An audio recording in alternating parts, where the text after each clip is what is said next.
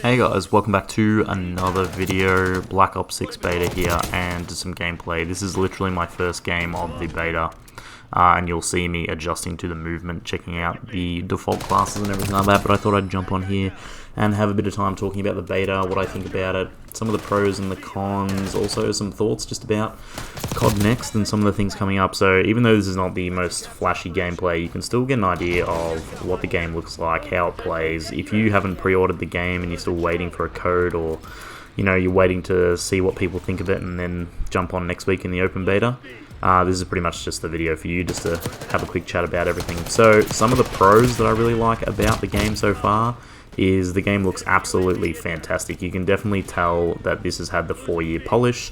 The beta is running really well. There's just some issues with packet burst, but other than that, the game is pretty much, glitch free. We haven't had too many dramas. It just seems to be really smooth and running really well. As you can see here, the hit detection is fantastic. I really do enjoy that. This is probably one of the first Treyarch games, in my opinion, that's had really nice hit detection. I've always found the hit detection in Treyarch games to be just a little bit funny, but right now it seems to be perfect. The maps, I think, are really varied and unique. However, I'm not the biggest fan of the maps so far in the beta. We now have 4 as of today.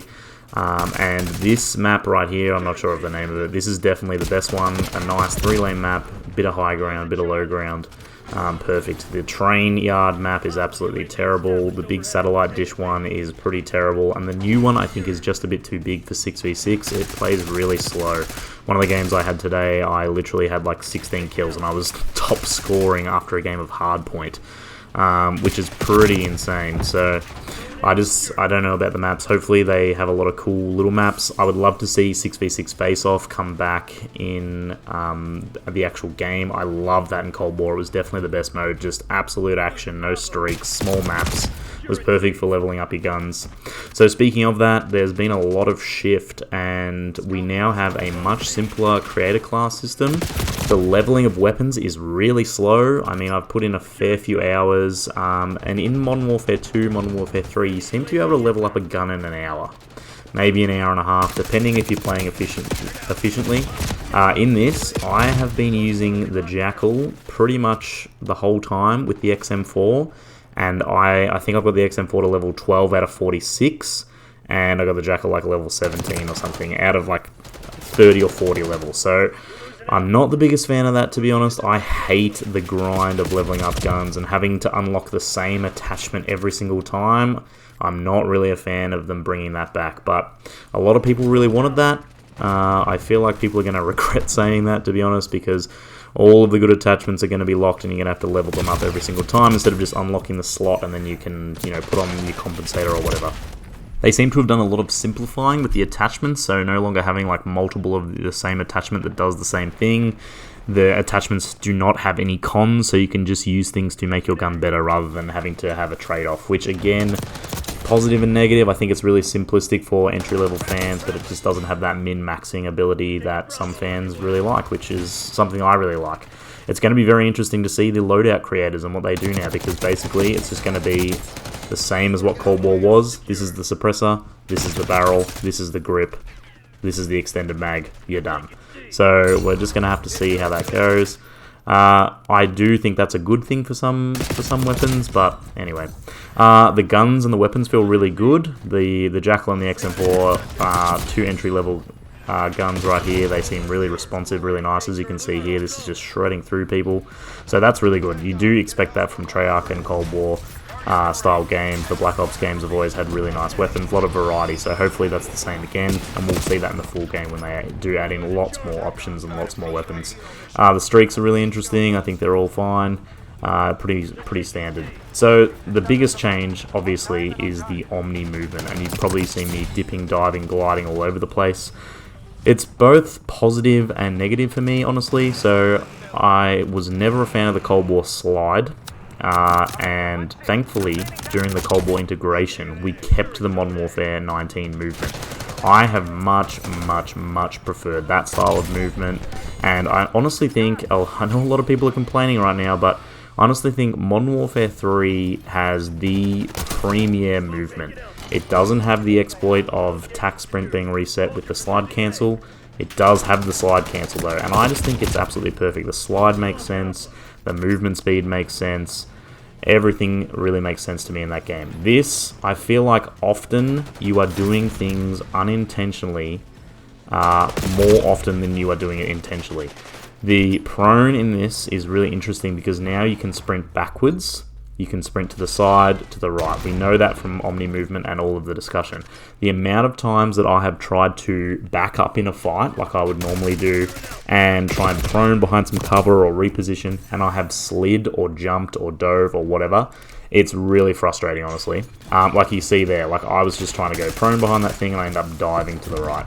So it's going to take a lot of adjusting, getting used to. Obviously I have to tinker around with some controls and things, but I found going prone behind cover has been really challenging, and they're now going to change Warzone. So that's the biggest aspect for me, is we're going to have Cold War Black Ops style movement in Warzone. We've never had that before, and I honestly don't know if this is a positive or a negative thing. We're just going to have to wait and see, but it is a major overhaul, and I don't think there are many people really talking about that. I do think this offers a lot of outplayability. It's super cool when you dive around a corner and you pull off that omnidirectional movement where you can look over your shoulder or to the right or whatever. That's awesome. I would have loved for that just to have been it, honestly. Like, none of this sprinting to the left, sprinting to the right. I feel like diving to the left and the right is cool, but I wish they kind of had left it at that. Obviously, another major shift that people are really noticing now as well is they have completely removed the aim assist up when you're about 3 meters away from your opponent. And honestly, I do feel like they have reduced the effectiveness of aim assist as well, overall. And it is going to really up the skill gap. A lot of good players are going to absolutely love this. And a lot of other players are going to find this really challenging. And of course, it's now time, to reward players for good positioning. There's no more now where you burst in through the door, you slide in front of someone, and they whip to your head with aim assist. That is just unnatural. That has been pretty much taken away. So you are now at a massive advantage. If you get the jump on someone, you slide through a doorway, you come around a corner, whatever it is, now you are going to have the upper hand. You really are going to be in position to win that gunfight. Whereas in the past, you've had to deal with that unhuman-like rotational aim assist.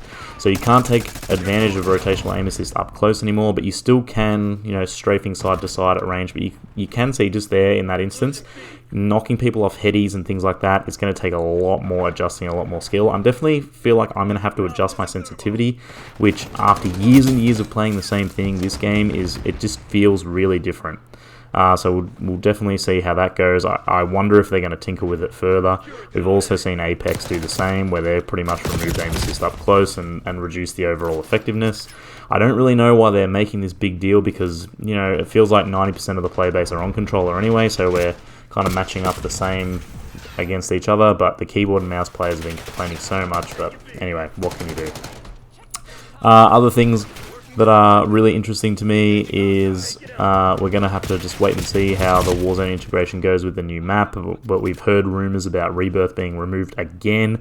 You would think that they have learned from last time. Taking it away was not a great idea, but we'll just have to wait and see. Obviously, Verdansk coming back is absolutely huge. It's awesome. I hope to see the Black Ops spin on Verdansk. That would be really cool. However, it's kind of in another timeline, so I don't know how that's going to work either, but we did see that 1986 Verdansk a couple of years ago, and that was absolutely awesome. So looking forward to see how they adjust to that. The new Resurgence map looks super cool. It has all the tie into Nuketown and everything like that. That's a really unique idea, very interesting. However, it does feature a very interesting and dull color palette. It's very brown, very sandy, kind of gross. Hopefully they learn from Ashika that a dull map is not what people want. Anyway, there's going to be a lot of controversy, I think, if they do remove Rebirth. What are you thinking of the beta, guys? I know this is a lot of just thoughts pushed into one. I'm definitely excited to see what they do for the full game. I'm excited to see how this game comes out and the community response next week in the free open beta. And obviously we'll just have to wait and see for the full game and how the rest of the year goes. Thanks for watching, guys. Hope you enjoyed the gameplay. See you in the next one.